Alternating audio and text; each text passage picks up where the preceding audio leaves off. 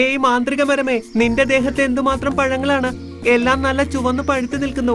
പക്ഷെ ഒരെണ്ണം മാത്രം കറുത്ത നിറത്തിലാണല്ലോ. ഞാൻ മുമ്പെങ്ങും കണ്ടിട്ടേ ഇല്ല. മോണ്ടുകുരങ്ങിന്റെ കരിനാക്ക്. ഒരു ദിവസം ലംബിക്കരടി മാന്ത്രിക മരത്തെ കാണാനായി കറുത്ത കുന്നിലേക്ക് പോവുകയായിരുന്നു. വഴിയിൽ വെച്ച് അവൻ മോണ്ടുകുരങ്ങിനെ കണ്ടുമുട്ടി. അവനും കരടിയുടെ ഒപ്പം കൂടി. രണ്ടുപേരും മാന്ത്രിക മരത്തിന്റെ അടുത്തെത്തി. അവരെ കണ്ടതും മരത്തിന് വലിയ സന്തോഷമായി. 3 പേരും സംഭാഷണം തുടങ്ങി. ഏയ് മാന്ത്രിക മരമേ, നിന്റെ ദേഹത്ത് എന്തുമാത്രം പഴങ്ങളാണ്? എല്ലാം നല്ല ചുവന്ന് പഴുത്തു നിൽക്കുന്നു. പക്ഷെ ഒരെണ്ണം മാത്രം കറുത്ത നിറത്തിലാണല്ലോ. ഞാൻ മുമ്പെങ്ങും കണ്ടിട്ടേ ഇല്ല. അയ്യോ, കറുത്ത ആപ്പിൾ മുളച്ചോ? നീ അത് പറഞ്ഞത് വളരെ നന്നായി. ആരെങ്കിലും അത് കഴിച്ചാൽ വലിയ കുഴപ്പമായേനെ. ആ, കുഴപ്പമോ? എന്തു കുഴപ്പം? അത് ശാപം കിട്ടിയ കറുത്ത ആപ്പിളാണ്. ഇതെന്റെ ശരീരത്തിൽ 5 വർഷത്തിലൊരിക്കലാണ് ഉണ്ടാകുന്നത്. ആരെങ്കിലും ഇത് കഴിക്കുകയാണെങ്കിൽ അയാളുടെ നാവ് കരിനാക്കായി മാറും. അതാണ് ഇതിന്റെ കുഴപ്പം. പിന്നീട് അയാൾ ആ നാവ് കൊണ്ട് മോശമായി എന്തു പറഞ്ഞാലും അത് സത്യമായി മാറും. അപ്പോ ഇത് വലിയ അപകടം പിടിച്ച സാധനമാണല്ലേ? നീ പറഞ്ഞത് ശരിയാണ്. നിങ്ങൾ ഈ പഴം പറിച്ചെടുക്ക്, എന്നിട്ട് അതിനെ കുളത്തിലേക്ക് വലിച്ചെറിഞ്ഞേക്ക്. അത് കേട്ടത് മോണ്ടുകുരങ്ങൻ വേഗം മാന്ത്രിക മരത്തിലേക്ക് വലിഞ്ഞു കയറി ആ കറുത്ത ആപ്പിൾ പറിച്ചെടുത്ത് തിന്നാൻ തുടങ്ങി. അയ്യോ മോണ്ടു, അത് കഴിക്കല്ലേ. ഞാനിത് തിന്നുക തന്നെ ചെയ്യും. കാട്ടിലെ മൃഗങ്ങളെ പേടിപ്പിക്കാൻ ഇതിലും നല്ല മാർഗം വേറൊന്നുമില്ല. അങ്ങനെ പറഞ്ഞിട്ട് അവൻ ആ ആപ്പിൾ 2-3 ബൈറ്റ് കൊണ്ട് തിന്നു തീർത്തു. അവന്റെ നാവ് തീർത്തും കരിനാക്കായി മാറി. വലിയ സന്തോഷത്തോടെ അവൻ തിരികെ കാട്ടിലേക്ക് പോയി.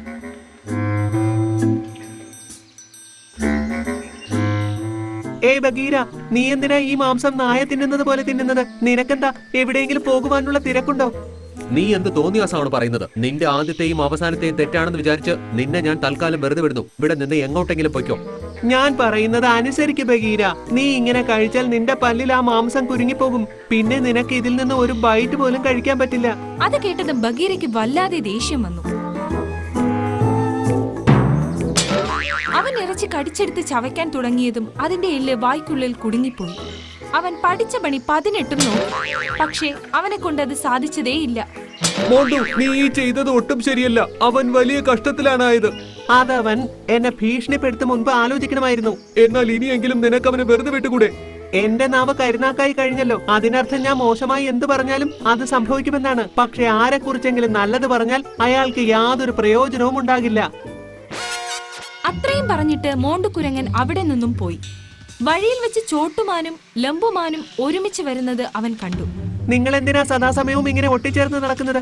ഞങ്ങൾ വെറുതെ ചുറ്റിക്കറങ്ങുകയായിരുന്നു. ആ, എവിടെ പോകുന്നു കരൺ അർജുൻ ജോഡി?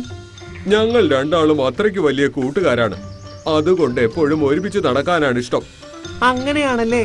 എന്നാൽ ഞാൻ നിങ്ങളുടെ കൂട്ടുകെട്ട് കുറച്ചുകൂടി ഉറപ്പിച്ചു തരാം. നിങ്ങൾ രണ്ടുപേരുടെയും വാലുകൾ തമ്മിൽ പരസ്പരം കൂട്ടിക്കെട്ടട്ടെ.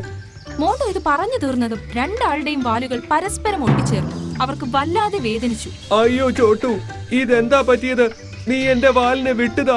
ഞാൻ എന്ത് ചെയ്യാനാണ്? എന്റെ വാൽ തനിയെ നിന്റെ വാലിനോട് ചേർന്നതാണ്. നല്ല രസമുണ്ട്. മോണ്ടുകുരങ്ങിന്റെ നാവ് കരിനാക്കായ കാര്യം കാട്ടിൽ തീ പോലെ പടർന്നു. അവൻ എന്ത് മോശം പറഞ്ഞാലും അത് സത്യമായി തീർന്നു. എല്ലാവരും അവനെ ഭയക്കാൻ തുടങ്ങി. മാത്രവുമല്ല, അവൻ പറയുന്നതെല്ലാം എല്ലാവരും സമ്മതിച്ചു കൊടുക്കേണ്ടിയും വന്നു. ഒരു ദിവസം മൃഗങ്ങളെല്ലാം ചേർന്ന് ഒരു മീറ്റിംഗ് കൂടി. ലംബിക്കരടി എല്ലാവരോടുമായി ഒരു ഉപായം പറഞ്ഞു. വൈകുന്നേരമായപ്പോൾ മൃഗങ്ങൾ എല്ലാവരും ചേർന്ന് കുളത്തിന്റെ കരയിൽ ഒരു കളി കളിക്കാൻ തുടങ്ങി. ലംബിക്കരടി കുറച്ച് ചീട്ടുകൾ നറുക്കിട്ടു. ഞാൻ കളിക്കാം ആദ്യം. ആന അതിൽ നിന്നൊരു ചീട്ടെടുത്ത് വായിച്ചു തുടങ്ങി. ഞാൻ എന്റെ പുറംകാലിൽ നിന്ന് എല്ലാവരെയും ചുറ്റിക്കറങ്ങി കാണിച്ചു കൊടുക്കും. താൻ ആള് കൊള്ളാമല്ലോ. എന്നാ പിന്നെ വേഗം ഈ ടാസ്ക് ചെയ്ത് കാണിക്കാം. അത് കേട്ടതും ആന തന്റെ പുറം കാലുകളിൽ നിന്നു. എന്നിട്ട് ആ 2 കാലുകളും ഊന്നി ശരീരം കറക്കി കാണിക്കാൻ തുടങ്ങി. എല്ലാവരും കൈയടിച്ചു. അതെ, ഇവിടെ എന്താ നടക്കുന്നത്? ഞങ്ങൾ ഒരു ഗെയിം കളിക്കുകയാണ് മോണ്ടു ഏമാനെ. എന്ത് ഗെയിം? ഈ ഗെയിമിൽ കുറച്ച് ചീട്ടുകളുണ്ട്. ചീട്ടുകളിൽ ഏതെങ്കിലും ടാസ്ക് ചെയ്യാൻ എഴുതിയിട്ടുണ്ടാവും. അവനവന്റെ ഊഴമെത്തുമ്പോൾ ഓരോരുത്തരും വന്ന് ചീട്ടെടുക്കണം. ചീട്ടിൽ എഴുതിയിരിക്കുന്ന ടാസ്ക് ചെയ്ത് കാണിക്കുകയും വേണം. അതെയോ? എന്നാൽ എനിക്കും ഈ ഗെയിം കളിക്കണം. വരൂ. ചീട്ടിൽ ഏത് ടാസ്ക് ആണോ എഴുതിയിരിക്കുന്നത് അത് നീ തീർച്ചയായും ചെയ്തിരിക്കണം. ആ റൂളൊക്കെ നിങ്ങൾക്ക് മാത്രമാണ്. ഞാൻ ആദ്യം ടാസ്ക് എന്താണെന്ന് നന്നായിട്ടൊന്ന് വായിച്ചു നോക്കും. അത് കഴിഞ്ഞ് എനിക്ക് തോന്നിയാൽ മാത്രം ഞാനത് ചെയ്യും. ഞാൻ ചെയ്തില്ലെങ്കിൽ നിങ്ങളിൽ ആരെങ്കിലും ഒരാൾ അത് ചെയ്ത് കാണിക്കേണ്ടി വരും. അക്കാര്യം എല്ലാവർക്കും തെറ്റായി തോന്നി. എന്നിട്ട് പോലും അവന്റെ കരിനാക്കിനെ കുറിച്ചോർത്ത് ആരും ഒന്നും മിണ്ടിയില്ല. ശരി ശരി, ഞാനിതാ ചീട്ടിടാൻ പോകുന്നു എന്ന് പറഞ്ഞുകൊണ്ട് ലെമ്പിക്കരടി ചീട്ടുകൾ നറുക്കിട്ടു. ചീട്ട് ഞാൻ എടുക്കാം. മോണ്ടുകുരങ്ങൻ ഒരു ചീട്ടെടുത്തു. എന്നിട്ട് അത് തുറന്നു വായിക്കാൻ തുടങ്ങി. ഞാൻ അറിയാതെ നടന്നുപോയി കുളത്തിലിറങ്ങി വായ നിറയെ വെള്ളമെടുത്ത് കുടിക്കും. അപ്പോൾ എന്റെ നാവിൽ നിന്ന് കറുപ്പ് നിറം മാഞ്ഞു പോകും. അതിനുശേഷം രഞ്ജു കാണ്ടാമൃഗം അതിന്റെ കൊമ്പ് കൊണ്ട് എന്നെ കോരിയെറിയും. അങ്ങനെ എറിഞ്ഞു കഴിയുമ്പോൾ തേനീച്ചക്കൂട്ടം എന്റെ പുറകെ വരുന്നതാണ്. അവ എന്നെ കുത്തുവാനും തുടങ്ങും. ഇത്രയും വായിച്ചു കഴിഞ്ഞിട്ട് അവൻ എല്ലാ മൃഗങ്ങളെയും ദേഷ്യത്തോടെ നോക്കി. അങ്ങനെയൊന്നും സംഭവിക്കില്ല. നിങ്ങളെയൊക്കെ ഞാൻ... ഇത്രയും പറഞ്ഞിട്ട് അവൻ കുളത്തിന്റെ നേരെ നടന്നു നീങ്ങി. കുളത്തിൽ ഇറങ്ങി അവൻ ഇഷ്ടം പോലെ വെള്ളം കുടിച്ചു. അപ്പോഴേക്കും അവന്റെ നാവിൽ നിന്ന് കറുത്ത നിറം മാഞ്ഞു പോയിരുന്നു. നിങ്ങൾ എല്ലാവരും ചേർന്ന് എന്നെ വഞ്ചിക്കുകയായിരുന്നു. ഇപ്പൊ കാണിച്ചു തരാൻ ഞാൻ. നിങ്ങളുടെയൊക്കെ ദേഹത്ത് ഇപ്പോ വല്ലാത്ത വേദന ഉണ്ടാകും. നിങ്ങൾ എല്ലാവരും എന്നോട് വന്ന് മാപ്പ് പറഞ്ഞ് എന്റെ കാല് പിടിക്കും. നിന്റെ നാക്കിലെ കറുപ്പൊക്കെ ഇപ്പൊ മാറിയിരിക്കുകയാണ്. ഇനി നീ പറയുന്നത് ഒന്നും നടക്കാൻ പോകുന്നില്ല. എന്ത്? അന്നേരം മോണ്ടുകുരങ്ങനെ മനസ്സിലായി തനിക്ക് അബദ്ധം പറ്റിയ കാര്യം. തൊട്ടടുത്ത നിമിഷം രഞ്ജു കാണ്ടാമൃഗം തന്റെ അടുത്തേക്ക് പാഞ്ഞു വരുന്നത് അവൻ കണ്ടു. അയ്യോ വേണ്ട. രഞ്ജു തന്റെ കൊമ്പുകൊണ്ട് മോണ്ടുവിനെ കുത്തിയെറിഞ്ഞതും അവൻ വായുവിൽ ഉയർന്നു പൊങ്ങി അടുത്തുള്ള മരത്തിൽ തട്ടി താഴെ വീണു.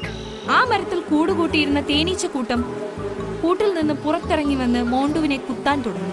അയ്യോ രക്ഷിക്കൂ, നിങ്ങളൊക്കെ എന്നെ ചതിച്ചു. അയ്യോ. അത്രയും പറഞ്ഞ് അവൻ വേഗം ഓടാൻ തുടങ്ങി. തേനീച്ചക്കൂട്ടം അവന്റെ പുറകെ പാഞ്ഞു. രക്ഷിക്കണേ, രക്ഷിക്കണേ. ഇത് കണ്ട് മൃഗങ്ങളെല്ലാം സന്തോഷിച്ചു. മോണ്ടുകുരങ്ങിന്റെ കരിനാക്കിൽ നിന്ന് അവർക്കെല്ലാം മോചനം ലഭിച്ചിരിക്കുകയാണ്. ഇതിനെയാണ് പറയുന്നത് താൻ കുഴിച്ച കുഴിയിൽ താൻ തന്നെ വീണെന്ന്. ആഹാ, വളരെ നന്നായിട്ടുണ്ട്. എന്റെ ഭർത്താവ് ഇത് മരത്തിൽ നിന്ന് പറിച്ചു കൊണ്ടുവന്നു അറിയില്ല. ഇതിന്റെ രുചി വളരെ നന്നായിട്ടുണ്ട്. പക്ഷിറാണി, നിങ്ങൾ എന്താണ് ഭക്ഷിക്കുന്നത്? എനിക്കും നല്ലതുപോലെ വിശക്കുന്നു. എനിക്കും കുറച്ച് തരുമോ? ഇത് രാത്രി ഉണ്ടാക്കിയ ഭക്ഷണമാണ്. ഇന്ന് ഒന്നും ഉണ്ടാക്കിയില്ലേ? ഇതേയുള്ളൂ. വേണമെങ്കിൽ കഴിക്കൂ, അല്ലെങ്കിൽ വിട്ടോളൂ. ഒരു ആൽമരത്തിൽ ആൺകുരുവിയും പെൺകുരുവിയും ഭാര്യ ഭർത്താവായിരുന്നു. അവർക്ക് ഇപ്പോഴാണ് കല്യാണം കഴിഞ്ഞത്. പെൺകുരുവി ഗർഭിണിയാണ്. രണ്ടുപേരും സന്തോഷത്തോടെ ജീവിച്ചുകൊണ്ടിരുന്നു. അതേ മരത്തിലാണ് ഒരു പരുന്ത് ജീവിച്ചിരുന്നത്. അതിന്റെ ഒരു ചിറക് നല്ലതായിരുന്നു. പക്ഷെ എന്തോ ഒരു കാരണം കൊണ്ട് രണ്ടാമത്തെ ചിറക് വെട്ടിയിട്ടുണ്ട്. സുഖമാണോ പക്ഷിറാണി? രണ്ടുപേരും വിളയിൽ പോകുവാണോ? ശരി, മതി. ഞാൻ തന്നോട് എത്ര തവണ പറഞ്ഞിട്ടുണ്ട്, ആരെങ്കിലും എവിടെങ്കിലും പോയാൽ എവിടെ പോകുന്നെന്ന് ചോദിക്കരുതെന്ന്. അങ്ങനെ ചോദിച്ചാൽ പോകുന്ന ഒരു കാര്യവും നടക്കില്ല. അയ്യോ പരുന്ത് ചേട്ടാ, നിങ്ങൾക്ക് എന്താ? ഞങ്ങൾ എവിടെ പോയാ എന്താ? നിങ്ങൾക്ക് ഈ മരം വെട്ടി എവിടെ വരാൻ പറ്റില്ല. ഞങ്ങൾ എവിടെ പോയാ നിങ്ങൾക്ക് എന്താ? നിന്നെ നോക്കുന്നത് പോലും ഞങ്ങളല്ലേ ചെയ്യുന്നത്. നിങ്ങൾ എങ്ങോട്ടോ പുറപ്പെട്ടതല്ലേ? അതുകൊണ്ടാണ് നിങ്ങൾ എവിടെ പോകുന്നതെന്ന് ഞാൻ ചോദിച്ചത്. നിങ്ങളെ കാണാൻ നല്ല രസമുണ്ട്. ദൈവം എന്നും നിങ്ങളെ ഇങ്ങനെ തന്നെ നോക്കട്ടെ. ഒരുപാട് നന്ദി. പക്ഷെ നിങ്ങൾക്കൊരു ജോഡി എപ്പോഴും വരില്ല. എന്തെന്നാൽ നിങ്ങൾക്കൊരു ചിറകില്ലല്ലോ. ആൺകുരുവി പെൺകുരുവി എപ്പോഴും പരുന്തിനോട് ഇങ്ങനെയാണ് സംസാരിക്കുക. എന്തെന്നാൽ ആ മരത്തിൽ വേറെ ആരുമില്ലാത്തത് കൊണ്ട്. അവർ രണ്ടുപേരാണ് പരുന്തിന് എന്തെങ്കിലും കൊടുക്കേണ്ടിയിരുന്നത്. ഒരു ദിവസം എന്ത് സംഭവിച്ചെന്നോ, കുരുവി ആപ്പിൾ കഴിച്ചുകൊണ്ടിരുന്നു. ആഹാ, വളരെ നന്നായിട്ടുണ്ട്. എന്റെ ഭർത്താവ് ഇത് മരത്തിൽ നിന്ന് പറിച്ചു കൊണ്ടുവന്നു അറിയില്ല. ഇതിന്റെ രുചി വളരെ നന്നായിട്ടുണ്ട്. പക്ഷിറാണി, നിങ്ങൾ എന്താണ് ഭക്ഷിക്കുന്നത്? എനിക്കും നല്ലതുപോലെ വിശക്കുന്നു. എനിക്കും കുറച്ച് തരുമോ? ഈ പരുന്തിന്റെ കണ്ണ് എപ്പോഴും എന്റെ മേലാണ്. അതിനറിയില്ലേ ഞാൻ ഗർഭിണിയാണെന്ന്. എപ്പോ നോക്കിയാലും ഞാൻ കഴിക്കുന്ന ഭക്ഷണത്തിൽ കണ്ണുവെക്കും. എന്തുപറ്റി? ഇന്ന് ഒന്നും ചെയ്തില്ലേ? കൊണ്ടുവരാൻ നിക്ക്. കുരുവി രാത്രി ഉണ്ടാക്കിയ ഭക്ഷണം പരുന്തിനായി കൊണ്ടുപോയി. പരുന്തിന് ആ ഭക്ഷണം കഴിക്കാൻ തുടങ്ങിയ ഉടനെ അതിന് മനസ്സിലായി അത് പഴയ ഭക്ഷണമാണെന്ന്. ഇത് രാത്രി ഉണ്ടാക്കിയ ഭക്ഷണമാണ്. ഇന്ന് ഒന്നും ഉണ്ടാക്കിയില്ലേ? ഇതേയുള്ളൂ, വേണമെങ്കിൽ കഴിക്കൂ അല്ലെങ്കിൽ വിട്ടോളൂ. ദിവസവും രാത്രി ബാക്കി വന്നതാ നിങ്ങൾ തരുന്നത്. എന്നാൽ നിങ്ങൾ മാത്രം നല്ല ഭക്ഷണം കഴിക്കുന്നു. എനിക്കും ഇന്ന് നല്ല ഭക്ഷണം വേണം. എനിക്കും കഴിക്കാൻ എന്തെങ്കിലും തരൂ. ഇവിടെ തന്നെ ഇരുന്ന് എന്തിനാ എന്റെ ജീവൻ എടുക്കുന്നേ? നിനക്ക് എവിടെയും പോകാൻ പറ്റില്ല. ഈ മരത്തിൽ മാത്രമേ നീ ഇരിക്കുന്നുള്ളൂ. ഭക്ഷണം കൊടുത്താ അതിനും എന്തെങ്കിലും പറയും. എന്റെ ഭർത്താവ് കഷ്ടപ്പെട്ട് കൊണ്ടുവരുന്ന ഭക്ഷണമാണിത്. അത് ഞാൻ നിനക്ക് വേണ്ടി തരണോ? നിനക്കിത് വേണമെങ്കിൽ കഴിക്ക്. പരുന്തൊന്നും മിണ്ടാതെ കേടുവന്ന ഭക്ഷണം കഴിച്ചുകൊണ്ടിരുന്നു. ദിവസവും ആ കുരുവി പരുന്തിനെ എന്തെങ്കിലും പറഞ്ഞുകൊണ്ടിരിക്കും. പാവം ആ കഴുകിനെ എന്തു ചെയ്യാൻ കഴിയും? അതിന് പറക്കാനും കഴിയില്ല. ദിവസവും അതിന് വേണ്ട ഭക്ഷണം പോലും അതിന് കൊണ്ടുവന്ന് കഴിക്കാനും പറ്റില്ല. അതുകൊണ്ട് ആ കുരുവി എന്ത് ചീത്ത പറഞ്ഞാലും അത് കേട്ടുകൊണ്ടേയിരിക്കും. അതിന് മറുപടി പോലും പറയില്ല. ദൈവമേ, താങ്കൾ എനിക്ക് ജീവൻ നൽകി. അതിന്റെ കൂടെ എന്തിനു ദുരിതവും തരുന്നു? ആരെയും സഹായിക്കാൻ കഴിയാതെ ഞാൻ ജീവനോടെ ഇരുന്ന് എന്ത് പ്രയോജനം? ഞാൻ ഒന്നിനും കൊള്ളാത്തവനായി മാറി. ഈ മരത്തിൽ ഒരു പക്ഷിയും വന്ന് ഇരിക്കുന്നതേ ഇല്ല. പക്ഷികളും എനിക്ക് ഭക്ഷണം തരുന്നതുമില്ല. എന്നെങ്കിലും ഒരു ദിവസം ഞാൻ മനസ്സിലാക്കും, എന്റെ ജീവിതം ഇങ്ങനെ തന്നെ തീരുമോ? താങ്കൾ എനിക്ക് 2 നേരത്തെ ഭക്ഷണം പോലും തരുന്നില്ല. ഒരുപക്ഷെ എനിക്കും പറക്കാൻ കഴിയുമായിരുന്നെങ്കിൽ ആകാശത്തിനോട് ഞാൻ സംസാരിച്ചേനെ. എനിക്ക് ഇഷ്ടപ്പെട്ട ഭക്ഷണം കഴിച്ചേനെ. ബാക്കിയുള്ളവരെ ബുദ്ധിമുട്ടിക്കാതെയെങ്കിലും ജീവിക്കാമായിരുന്നു. പരുന്ത് ഇങ്ങനെ സ്വയം തന്നെ ചീത്ത പറഞ്ഞുകൊണ്ടിരുന്നു. അപ്പോ അതിന്റെ ശ്രദ്ധ മരത്തിനടിയിലെ പാമ്പിൽ ചെന്നു. ആ പാമ്പ് വളരെ ആഗ്രഹത്തോടെ ആ കൂട് തന്നെ നോക്കിക്കൊണ്ടിരുന്നു. ഈ പക്ഷി ഗർഭിണിയാണ്. കുറച്ച് നാളുകൾക്കുള്ളിൽ മുട്ടയും ഇടും. അപ്പോൾ ഞാൻ ആ മുട്ടയും കഴിക്കും. പക്ഷികളുടെ മുട്ട കഴിച്ചിട്ട് ഒരുപാട് നാളായി. പാമ്പ് സംസാരിക്കുന്നത് പരുന്ത് കേട്ടു. കുറച്ചു ദിവസം കഴിഞ്ഞ് കുരുവി 2 മുട്ട ഇട്ടു. ഭാര്യ ഭർത്താവ് 2 പേരും സന്തോഷത്തോടെ ഇരുന്നു. ഒരു ദിവസം പെൺകുരുവിക്ക് സുഖമില്ലാതായി. അതുകൊണ്ട് ആൺകുരുവി അതിനെ ആശുപത്രിയിൽ കൊണ്ടുപോകാൻ നോക്കി. ആ, നിനക്ക് ചെയ്യാൻ ഇവിടെ ഒരു ജോലിയുമില്ല. എന്റെ ഭാര്യയെ ഡോക്ടറിന്റെ അടുത്ത് കാണിച്ചിട്ട് ഞാൻ വരുന്നത് വരെ നീ എന്റെ മുട്ട നോക്കിക്കോ. താങ്കൾ പേടിക്കാതെ പോയിട്ട് വരൂ. താങ്കളുടെ മുട്ട ഞാൻ ഭദ്രമായി നോക്കിക്കോളാം. 2 പേരും പറന്നുപോയി. മുട്ട അവിടെ തന്നെയായിരുന്നു. പാമ്പ് ഈ സന്ദർഭത്തിനാണ് കാത്തിരുന്നത്. നന്നായി. പക്ഷി 2 മുട്ട ഇട്ടിട്ടുണ്ട്. വയറ് നിറയെ ഞാനത് തിന്നാൻ പോകുക. ഇപ്പോൾ ആ മുട്ട എൻ്റെ ഭക്ഷണമാ. എന്നാൽ മുകളിൽ ആ കഴുകനുണ്ടല്ലോ. ഈ കഴുകൻ നമ്മളെ എന്ത് ചെയ്യാനാണ്? ഇതിനെ കൊണ്ട് പറക്കാൻ പോലും പറ്റില്ല. ഇതിനോട് ആ പക്ഷി മുട്ട ശ്രദ്ധിക്കാൻ പറഞ്ഞിട്ട് പോയിരിക്കുന്നു. മണ്ടൻ പക്ഷി. പാമ്പ് ആ മരത്തിൽ കയറിക്കൊണ്ടിരുന്നു. അപ്പൊ പരുന്ത് അത് കണ്ടു. നീ എവിടെ നിൽക്കുന്നു അവിടെ തന്നെ നിൽക്ക്. ഇതെന്റെ ആജ്ഞയാണ്. മുൻപിലേക്ക് വരരുത്. നീ ആരാണെന്ന നിന്റെ വിചാരം? എന്നോട് ആജ്ഞാപിക്കുന്നു. ഇത് നല്ല തമാശയാ. നിന്നെ കൊണ്ട് നേരെ പറക്കാൻ പോലും പറ്റില്ല. നീ ഇനി ഒരല്പം മുൻപിൽ വന്നാൽ പോലും നിനക്ക് അത് നല്ലതിനല്ല. ഞാൻ ആ പക്ഷിയുടെ മുട്ട തിന്നാൻ പോകുക. എന്നെ ആര് തടയുന്നെന്നൊന്ന് നോക്കട്ടെ. ഈ പക്ഷിയുടെ മുട്ടകളിൽ തൊടാൻ നിനക്ക് എന്നെ മറികടന്ന് പോകേണ്ടി വരും. ഓഹോ, നീ എന്നോട് തന്നെ വാശി വെക്കുന്നോ? പാമ്പ് പരുന്തിനെ കുറിച്ച് ചിന്തിക്കാതെ മരത്തിൽ കയറി പോയിക്കൊണ്ടിരുന്നു. പക്ഷെ ആ പാമ്പ് നേരെ മുകളിൽ ചെന്നതും പരുന്ത് അതിന്റെ കൈകൊണ്ട് ആ പാമ്പിനെ പിടിച്ചു. അത് ഇത്ര മുറുക്കെ പിടിച്ചെന്നോ പാമ്പിന് സ്വയം രക്ഷപ്പെടുത്താൻ പോലും കഴിഞ്ഞില്ല. അപ്പോഴേക്കും ആൺകുരുവി പെൺകുരുവി 2 പേരും വന്നു.